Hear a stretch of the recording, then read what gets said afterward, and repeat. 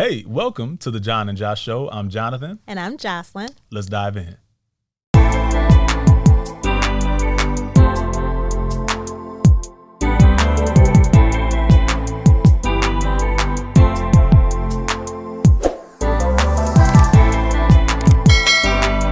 So for you then, why marriage? Why did you want to get married? Why did you want to get married to me? You got a cute booty. Oh my God. Now, why did I get married? I evaluated my life and I decided that walking this journey of life with you would be better. Than walking it alone. I'm going to do me regardless. I'm going to be me until I ain't me no more. But me with you, I think that this would enhance my life. So then my follow-up question to that would be, for people who are on the fence as it relates to marriage, your traditional monogamous marriage, for people who are on the fence, would you say, number one, that marriage has been worth it, considering all that we've been through? Because we've been through some things. Now, once you married for more than 3, 4, 5 years, once you approaching 10 years, you done been through some things. You done been through life a little bit. Would you say marriage is worth it? Absolutely. Of course. Worth it and go deeper, expound. Why is it worth it? Because, and I let me tell you why I asked that. I ask because it's right now people are having such a hard time finding that companionship that I see a world of hopelessness when it comes to it. I'm seeing more men. I'm starting to, you hear women all the time kind of acquiesce to I'm gonna just be that rich auntie. It's fine. It's whatever. I made peace with it. But I'm seeing a lot of dudes even, a lot of fellas be like, hey bro, it might just not be for me, dog. I'm gonna just whatever. You know what I mean? And that's true for some people. It's true for some people, but I'm saying these are people who at one point, male and female, who desired and had a longing for that companionship. These aren't people who are like, we all know people who are like 17, like, no, I don't think I'm ever getting married. Or the same way you meet people who are 22, like, I never want kids, right? And they're consistent through that. I'm not saying that. I'm saying people who have been beat down by trying to find that person for them. That's what I mean. I mean, fresh water is good. Regardless, it is refreshing. I don't even know what she's getting at, but that made me feel some kind of way. It is replenishing to drink, to bathe in, to Hold on, swim in. Am I the fresh water? Oh, you the fresh water. Stop playing. We need to wrap this episode. Go ahead, say what you got to say. So, good is just good, and anyone can recognize that. Now, you can drink whatever, juice, water, wine, liquor, have your taste, but that don't take nothing from the fact that fresh water is it. So with that, here's the challenge. You got to find that fresh water. And if you desire it. But if you desire I think the people who are on the fence about it, first of all, it's a personal choice. It's not required. Some people treat marriage as if it's required, and also if it's not a choice. I choose to be with you every day. Yes, we are free will agents. You can live whatever life you decide to and live. even the vows I made to you and God, people lie every day. People break them. People break them and then recommit and make strong. It's up to you, but it doesn't take away from the quality of what marriage is. Now, marriage is a covenant. It's a bond that's not just some people say it's just a piece of paper. Okay, well, you know what? It's a lot of piece of paper that do a lot of things. So categorize it how you will. If you ain't got the deed to that house, that ain't your house. You know what I'm saying? If you don't have that degree, when you got to prove it. Show me your transcripts. You didn't go to that school. There's some verification. These papers matter. So let's just do that real quick. But aside from that, the purpose of me telling you 9 years ago that I'm going to ride this out to the day I die, I meant that. Some people don't. Some people may not. But I mean that. Yeah. I appreciate that. And you've kept those vows, and I thank you for that. And it is. And what I would say for me, the reason marriage matters to me and mattered for me was that I had a vision growing up, and it was aided a lot by entertainment, which is probably why I chose this field to be why it was aided a lot by watching. That's powerful. Not what he did outside of it, but by watching shows like The Cosby Show. The character. Why would you even bring him up? Because because I'm getting to a point. Okay. Fine. But the character and that show, what that show represented was a life of peace. I saw these people come home and eat. I saw these people come home to peace and fun and joy and excitement. They enjoy being around each other. My experience growing up, my middle brother, and I'm gonna call him out because he gonna like that I'm gonna call him out on this. Marcus be tearing me up. That boy, when I was growing up, used to beat me down, right? I'm gonna put it that way for the purposes of this podcast. As brothers do, right? It's fine. But I'm watching this show and I'm just like, man, they looks like amazing. They ain't beating each other up. They laughing together. They eating dinner. This is amazing. And my family did many of those things. We were good for go polish that silver for Thanksgiving. The ways in which I'm grateful I ain't gotta do that no more. So I had a lot of that stuff. We're fortunate to grow up in a 2-parent home, but I still had a vision that was then affirmed by certain shows, be it Fresh Prince, be it whatever. It was affirmed by watching, Martin. No, but not in this regard. Martin, one of the GOATs, one of the greatest shows of all time, but not in this regard, right? But it was affirmed and confirmed by just watching these, to say an option of coming home every day to peace. Yeah, that exists. The flow of the household. The flow of that, right? And go ahead. Even pool wise, like Claire Huxtable, the character is the GOAT of classifying. Like, I want me a Claire, like when I don't know what women you say growing up. Every dude I knew, know. every single guy I knew who was of a certain ilk would say, I gotta find my Claire Huxtable. But and all I found the moms and all the women characters was baddies. Like, we had Uncle Phil and Heathcliff Huxtable, like George Jefferson. Wait, stop. I do not endorse Uncle Phil taking straight bullets. That man ain't do nothing. All right. What I'm saying James is, Avery, thank you for your work. May you rest in peace, big dog. May James Avery absolutely. Rest in peace. What I'm saying is our imagery looked different. So you can say I want Claire. You can say I want sassy GOAT Aunt Smith or Aunt Smith. What's her name? Aunt Viv. Or the new Aunt Viv. Like, y'all had, and these women were still polished images. That's a good point. I never thought about that. That's a good point. We were looking at Heathcliff. They didn't polish us up. Uncle Phil, Rock, bro. Nothing against them. Yo, Rock.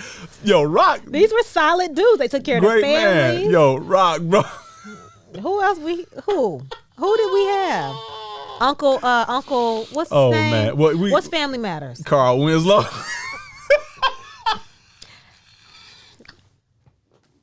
Who did we have?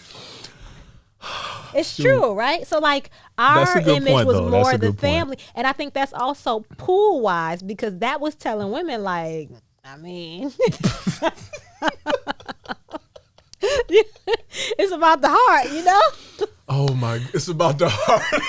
Now, I think that's what they were trying to tell us back in the day. Stop, you doing too much. Now I gotta dig deep. Jocelyn, did we have a TV dad that was like, I don't know. But let's get to the point. Get back to the point. Come back. Come on back. Where were we? The point is that for me, I chose marriage because I saw a life where, I saw that it was possible for people to delight in their children, to like their children and want to be with their children.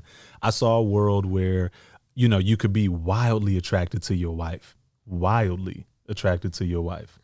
right? I saw that was possible, right? And because of that, it just built a vision. It built a vision in me that said, man, if I can attain that life, I want that life. So fast forward when it comes to me and Jocelyn, though we were a little younger, I had already been through enough dating situations and relationships that told me what I didn't want, right? So every man I knew at the time when it came to talking marriage, every man I knew said, and I'm talking about 17, 18, 19, 17 years old to like 30 years old, right? That whole gap. Every man I knew, and to this day, even some of my single homeboys is like, man, if I find a Claire Huxtable, I promise you I will wife her today. I will throw everything away. I will make that happen, right?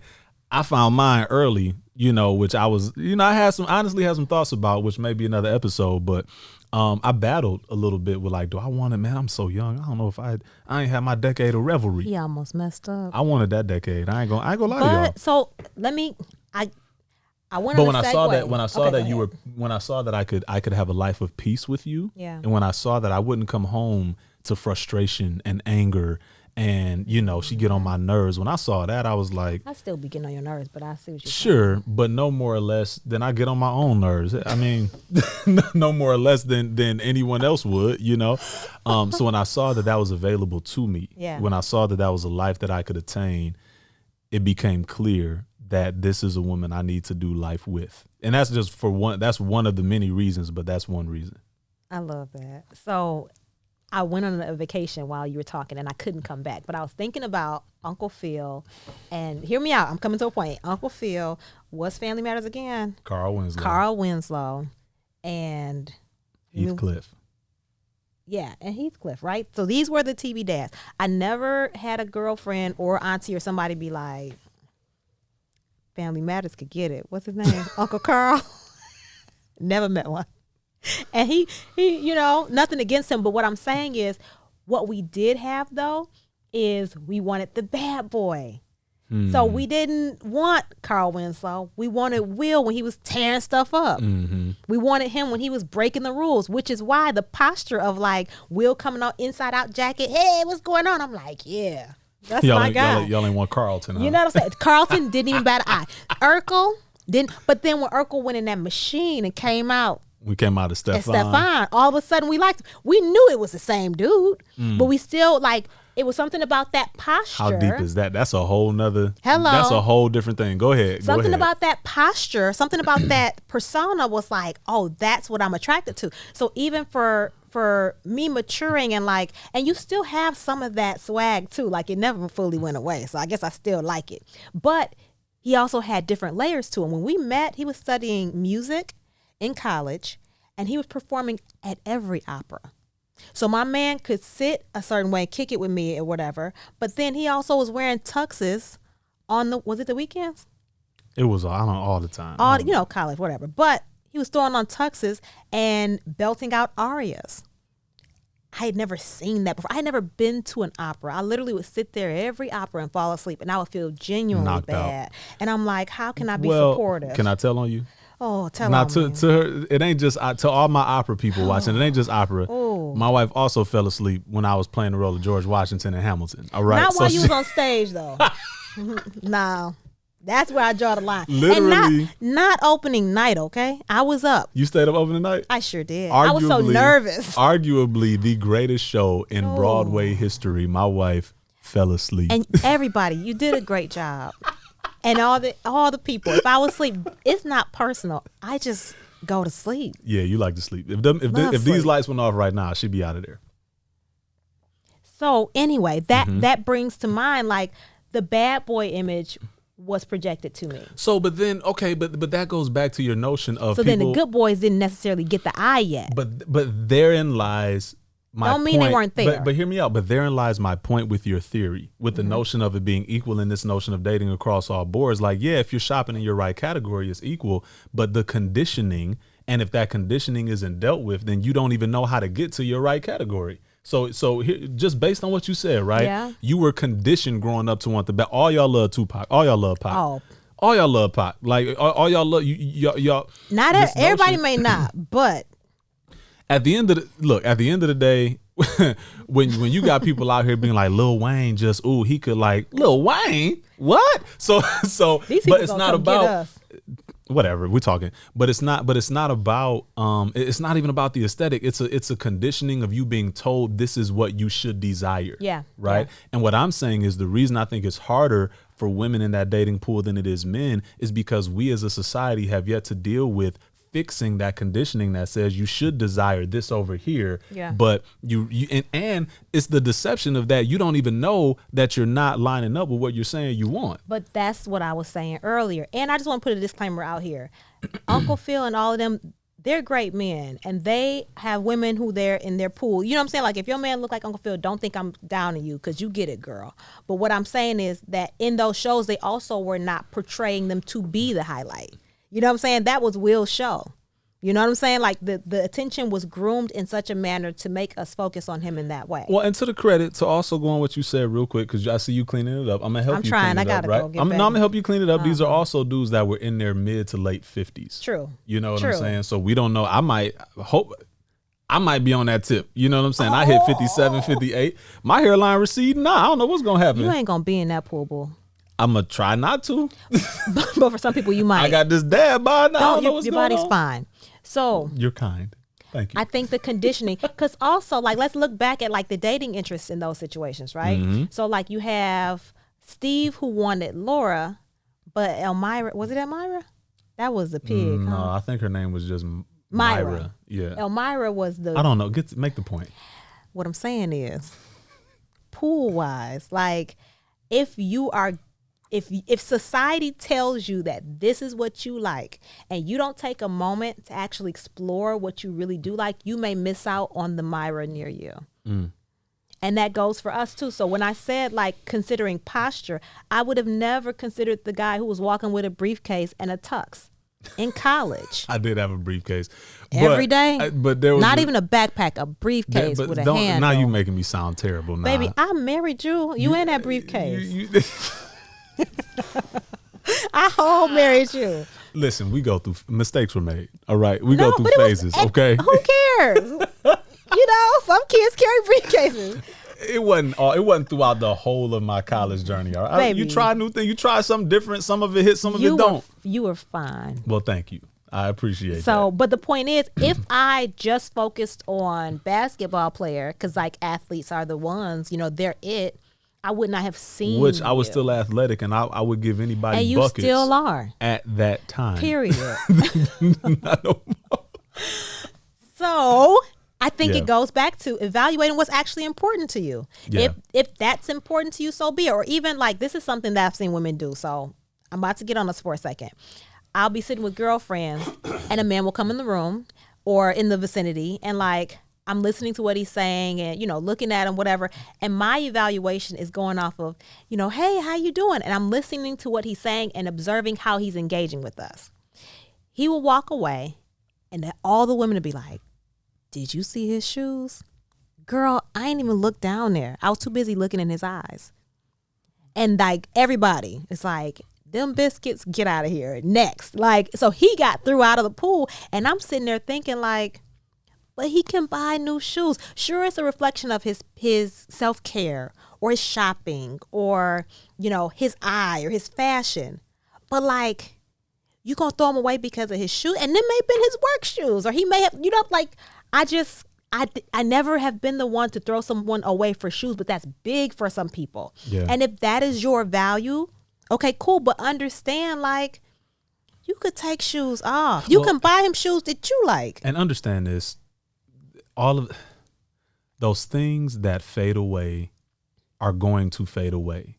And when you choose to say I do to someone, when you make a covenant with someone, fellas, when you get on one knee and you look up toward the woman that you're choosing to sacrificially serve for the rest of your life, know that once she has kids, things are going to change. Watch it. No.